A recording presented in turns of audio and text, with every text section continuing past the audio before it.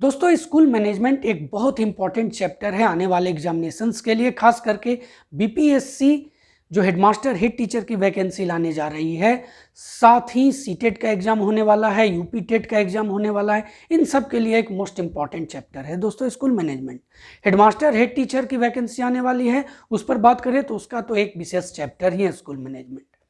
तो school management पर आधारित एक वीडियो मैंने आपके बीच में शेयर किया है, जिसमें इसके बारे में पूरी जानकारी देने की कोशिश मैंने किया है दोस्तों आपको। आज इस वीडियो के माध्यम से इसका मैं MCQ यानी मल्टीपल चॉइस क्वेश्चंस आपके बीच में रखने जा रहा हूं। और बहुत ध्यान से देखिएगा, क्योंकि मेरा जो वस्तुनिष्ठ प्रश्न का सेट होता है दोस्तों, उसमें मैं जो मेन क्वेश्चंस होते हैं उन्हीं को जगह देता हूं।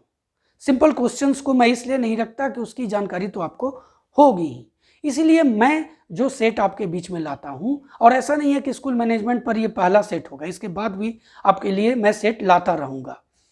मैं आज आपको बता दूं जो सेट है वो 25 क्वेश्चंस का है और बहुत ही इंपॉर्टेंट है। ध्यान से आप इसको देखिएगा, एक एक क्वेश्चंस बहुत मैंने उसको ध्यान में रख करके आपके बीच में लाने का प्रयास किया है। तो मैं चाहता हूं आगे बढ़ने से पहले मेरे चैनल को सब्सक्राइब कर लें और बेल आइकन को जरूर प्रेस करें, ताकि आने वाला इस तरह का अनेक वीडियो का नोटिफिकेशन सबसे पहले आपको मिल सके। दोस्तों, तो चलिए इसको शुरू करते हैं। तो दोस्तों, अब देखते हैं MCQ ऑफ स्कूल मैनेजमेंट का ये सेट बहुत ही इंपॉर्टेंट है। आप बहुत से क्वेश्चंस का जवाब जानते होंगे, जो नहीं जानते होंगे आप उसे नोट करते जाइएगा। पहला जो क्वेश्चन है कि भौतिक संसाधनों के अंतर्गत आते हैं। ऑप्शन नंबर A विद्यालय भवन, B शिक्षक, C छात्र या D प्रधानाध्यापक प्रिंसिपल।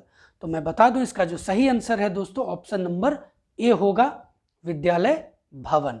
अब आते हैं क्वेश्चन नंबर 2 की ओर।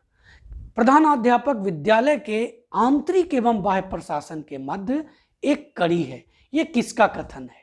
Option number A Radhakrishnan, B SN Mukherjee, C Gandhi ji या D नेल्सन। आपको मैं इसका सही जवाब बता दूं, ऑप्शन नंबर B पर आप टिक आउट करें, SN मुखर्जी। अब दोस्तों क्वेश्चन नंबर 3 की ओर। विद्यालय प्रबंधन का उत्तरदायित्व किसका होता है? ऑप्शन नंबर A प्रधानाध्यापक, B शिक्षक, C छात्र या D ग्राम सभा। तो देखिए, विद्यालय प्रबंधन का जो उत्तरदायित्व होगा, सिंपल सा ये क्वेश्चन है दोस्तों, इसका जो सही उत्तर है वो ऑप्शन नंबर A होगा, प्रधानाध्यापक। अब क्वेश्चन नंबर 4 की ओर बढ़ते हैं। लाइब्रेरी शब्द की उत्पत्ति लाइवर शब्द से हुई है।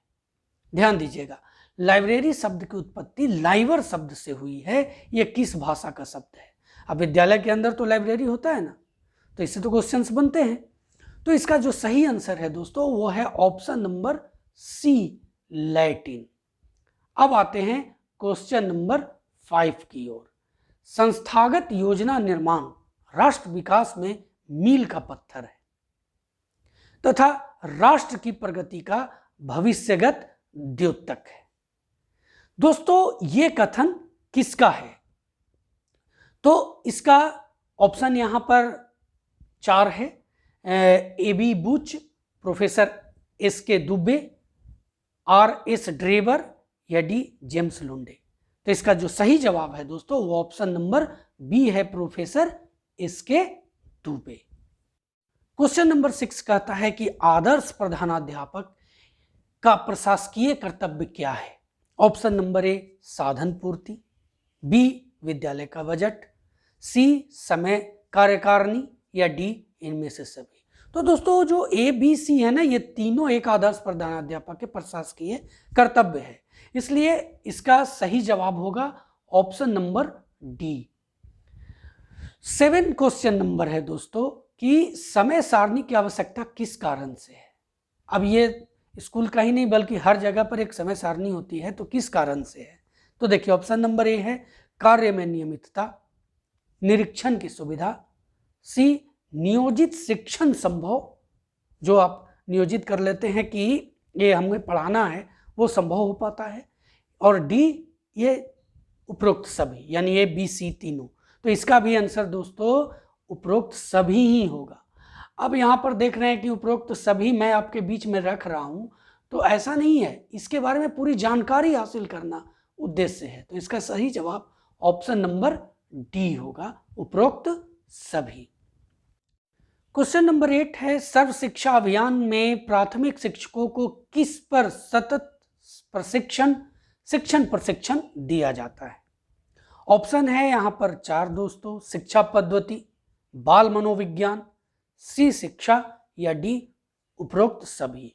तो देखिए, सर्व शिक्षा अभियान, अब तो इसे समग्र शिक्षा कहा जाता है, तो प्राथमिक शिक्षकों को जो है वो शिक्षा पद्धति पर भी सतत प्रशिक्षण देता है, बाल मनोविज्ञान पर भी देता है और शिक्षा पर भी देता है। तो इसका भी जवाब जो है दोस्तों वो ऑप्शन नंबर डी ही होगा, उपरोक्त सभी।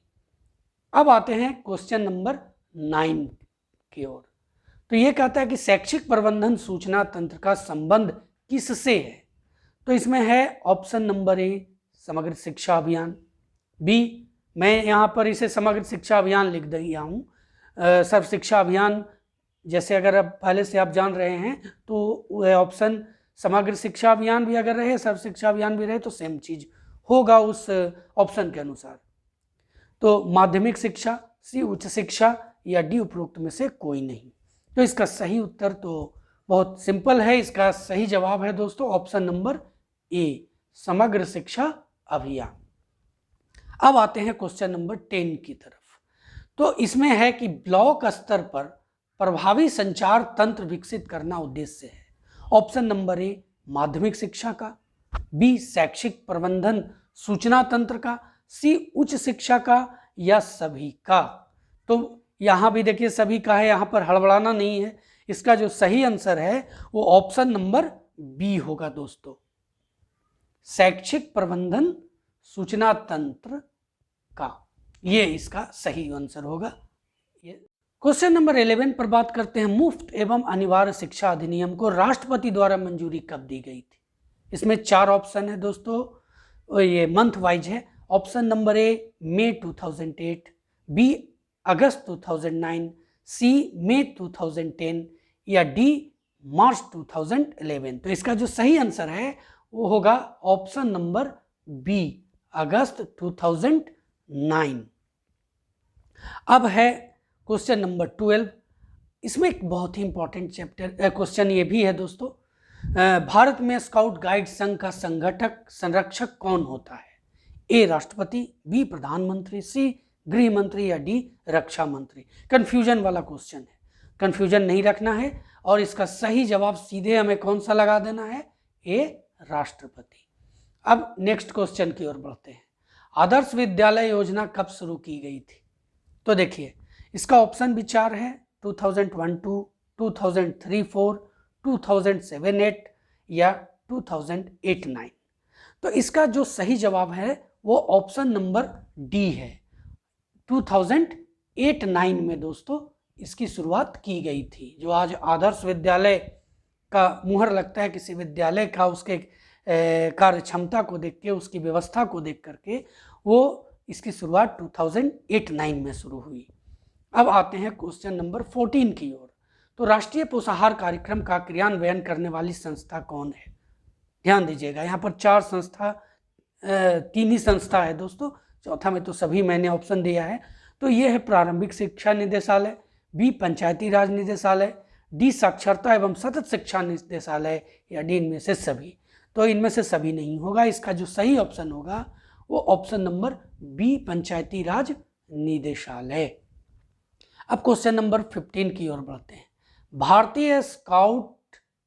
भारतीय छात्र स्काउट संघ की स्थापना कब हुई थी?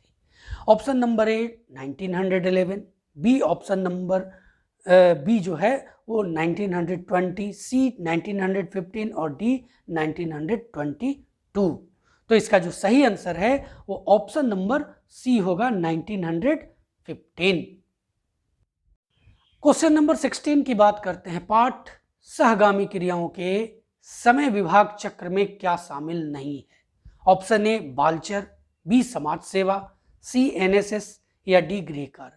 तो ऊपर का जो तीनों दोस्तों वो शामिल है, इसमें जो शामिल नहीं है वो है ऑप्शन नंबर डी गृह कार्य। अब 17 की ओर बढ़ते हैं। 17 कहता है विद्यालय समय सारणी कैसी होनी चाहिए, बहुत महत्वपूर्ण है। तो इसमें अध्यापकों की रुचि के अनुसार होना चाहिए कि छात्रों की रुचि के अनुसार होना चाहिए कि प्रधान अध्यापक के रुचि के अनुसार होना चाहिए। तो देखिए ये जो ऊपर के 3 ऑप्शन है ना, वो तीनों ही गलत है। इसका सही ऑप्शन है दोस्तों ऑप्शन नंबर डी, व्यवहारिक व लोचदार हो। यह समय सारणी इस तरह की होगी तो बहुत बेहतर व्यवस्था रहेगी उस विद्यालय की। अब क्वेश्चन नंबर 18 की ओर बढ़ते हैं। 18 क्या है देखते हैं। तो 18 है दोस्तों, विद्यालय के गुणात्मक विकास हेतु विद्यालय समुन्नयन योजना की सिफारिश किसने की। ध्यान दीजिएगा, विद्यालय के गुणात्मक विकास हेतु। तो ऑप्शन है इसमें ए राष्ट्रीय शिक्षा नीति ने, बी आचार्य राममूर्ति समिति ने, सी मुदालियर शिक्षा आयोग ने, या डी इनमें से किसी ने नहीं। ध्यान दीजिए क्या था, विद्यालय समुन्नयन योजना। और मैंने अभी कुछ दिन पहले आपको पूरा मुदालियर शिक्षा आयोग के बारे में बताया है। आप मेरे डिस्क्रिप्शन बॉक्स में उसका लिंक है, जाकर के मुदालियर शिक्षा आयोग के बारे में पूरा जानकारी हासिल कर सकते हैं। तो इसका सही अब जवाब भी यही है दोस्तों, मुदालियर शिक्षा आयोग ने। अब आगे बढ़ते हैं क्वेश्चन नंबर 19 की ओर कि 19 क्या है। तो किसी भी संगठन का मस्तिष्क कहलाता है। यहां पर ऑप्शन है ए नीति निर्धारण, बी संसाधन, सी निरीक्षण और डी प्रबंधन। तो हम लोग बात किसका कर रहे हैं, विद्यालय प्रबंधन का। तो इसका सही जवाब जो होगा वो क्या होगा दोस्तों, ऑप्शन नंबर डी प्रबंधन। अब चलते हैं क्वेश्चन नंबर 20 की ओर। निम्न में से किस समिति का संबंध समय सारणी की अव्यवस्था से है। Option A Rajendra Dev committee, B Surendra Dev committee, C Narendra Dev committee, या D B N Mehta committee. तो मैं आपको इसका सही जवाब बता देता हूं। इसका सही जवाब है option number C Narendra Dev committee. Question number 21 पर बात करते हैं। पाठशाला समाज का लघु रूप है, किसने कहा। 4 ऑप्शन है दोस्तों, कोठारी आयोग, बी मुदालियर आयोग, सी जॉन डीवी, या डी महात्मा गांधी। है ना, सभी जो आपके सामने जो चारों ऑप्शन है वो बहुत कंफ्यूजन वाले ऑप्शन है। तो कंफ्यूजन नहीं होना है। इसका सही जवाब जो है दोस्तों वो जॉन डीवी होगा, ऑप्शन नंबर सी। अब क्वेश्चन नंबर 22, विद्यालय प्रार्थना सभा हेतु निर्धारित अवधि है 20 मिनट, 25 मिनट, 30 मिनट या 35 मिनट। तो आप में से अधिकतर इसका जवाब जानते होंगे। इसका सही जवाब है दोस्तों ऑप्शन नंबर सी, 30 मिनट का होना चाहिए प्रार्थना सभा। अब आते हैं 23 की ओर। तो 23 है दोस्तों कि शैक्षिक प्रबंधन के संबंध में असत्य कथन कौन है। शैक्षिक प्रबंधन, देखिए इसमें पहला ऑप्शन जो है प्रबंधन कला एवं विज्ञान दोनों है, बिल्कुल है। ऑप्शन नंबर बी शैक्षिक प्रबंधन एक समन्वयकारी संसाधन है, डेफिनेटली। सी शैक्षिक प्रबंधन मूर्त होती है, और डी है शैक्षिक प्रबंधन सामूहिक योगदान पर सफल होता है। तो डेफिनेटली अगर सामूहिक योगदान होगा तो शैक्षिक प्रबंधन तो सफल होंगे। हाँ, इसमें ऑप्शन नंबर सी गलत लग रहा है और यही गलत होगा। शैक्षिक प्रबंधन मूर्त होती है, ये गलत ऑप्शन है और आप इसमें टिक आउट करें ऑप्शन नंबर सी को। अब 24 की तरफ बढ़ते हैं। 24 क्या कहता है, तो देखिए 24 जो क्वेश्चन है दोस्तों 1976 से पूर्व शिक्षा का विषय शामिल था। ध्यान दीजिए, अभी शिक्षा का विषय किसमें है और उस समय क्या था, ये दोनों से कंपैरिजन करके आपको आंसर बताना है। ऑप्शन नंबर ए है संघ सूची में, बी राज्य सूची में, सी संवर्ती सूची में, या डी उपरोक्त में से कोई नहीं। तो मैं आपको बता दूं अभी जो शिक्षा है वो संवर्ती सूची में है दोस्तों, और ये जो इसका जवाब है 24 का वो होगा ऑप्शन नंबर बी, राज्य सूची में सम्मिलित था दोस्तों 1976 से पहले। अब आते हैं क्वेश्चन नंबर 25 की ओर। विद्यालय से संबंधित परिचयात्मक सूचनाएं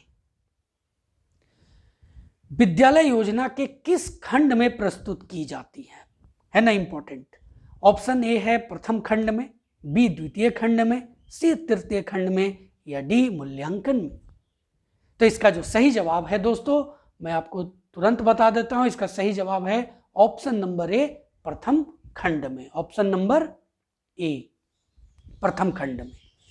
तो दोस्तों ये था 25 क्वेश्चंस का पूरा सेट, और इसी तरह से मैं आगे भी इससे रिलेटेड और सेट आपके बीच में लाता रहूंगा। आप कमेंट बॉक्स में जरूर लिखिएगा आपको कैसा ये सेट लगा। साथ ही चैनल को सब्सक्राइब कर लीजिएगा, नोटिफिकेशन बेल को जरूर प्रेस कर लीजिएगा। धन्यवाद।